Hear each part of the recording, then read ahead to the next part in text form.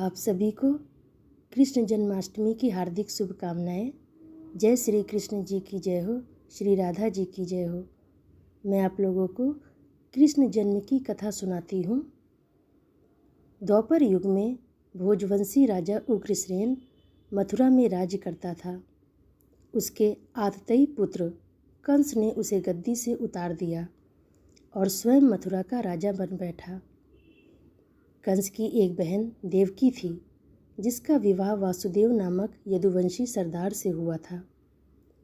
एक समय कंस अपनी बहन देवकी को उसके ससुराल पहुंचाने जा रहा था। रास्ते में आकाशवाणी हुई, हे कंस, जिस देवकी को तुम बड़े प्रेम से ले जा रहे हो, उसी में तेरा काल बसता है। इसी के गर्भ से उत्पन्न 8वां बालक तेरा वध करेगा। यह सुनकर कंस वासुदेव को मारने के लिए उद्यत हुआ। जब देवकी ने उससे विनयपूर्वक कहा, मेरे गर्भ से जो संतान होगी उसे मैं तुम्हारे सामने ला दूंगी। बहनोई को मारने से क्या लाभ है। कंस ने देवकी की बात मान ली और मथुरा वापस चला आया। उसने वासुदेव और देवकी को कारागृह में डाल दिया। वासुदेव देवकी के एक एक करके 7 बच्चे हुए और 7 को जन्म लेते ही कंस ने मार डाला। अब 8वां बच्चा होने वाला था। कारागार में उन पर कड़े पहरे बैठा दिए गए। उसी समय नंद की पत्नी यशोदा को भी बच्चा होने वाला था। उन्होंने वासुदेव देवकी के दुखी जीवन को देख 8वें बच्चे की रक्षा का उपाय रचा।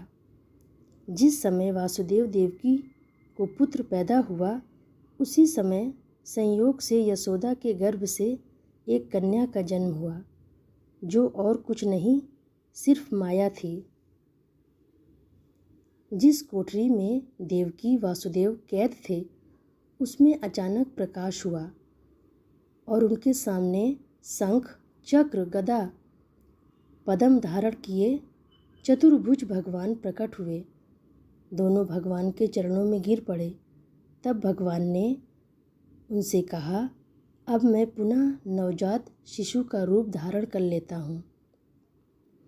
तुम मुझे इसी समय अपने मित्र नंद जी के घर वृंदावन में भेज आओ और उनके यहाँ जो कन्या जन्मी है उसे लाकर कंस के हवाले कर दो। इस समय वातावरण अनुकूल नहीं है, फिर भी तुम चिंता न करो।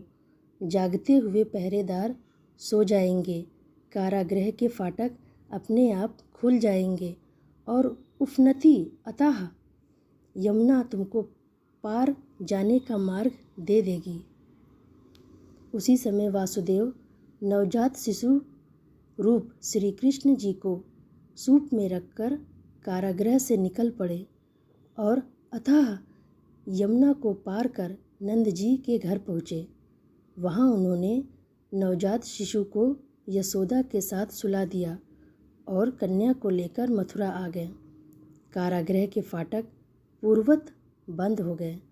अब कंस को सूचना मिली कि वासुदेव देवकी को बच्चा पैदा हुआ है।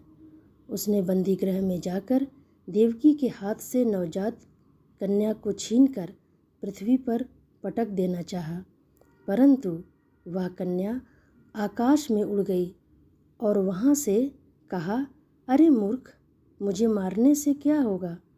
तुझे मारने वाला तो वृंदावन में जा पहुँचा है।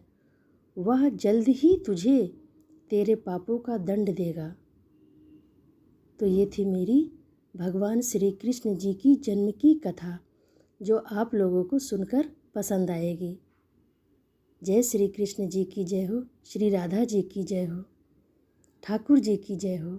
राधे राधे। धन्यवाद।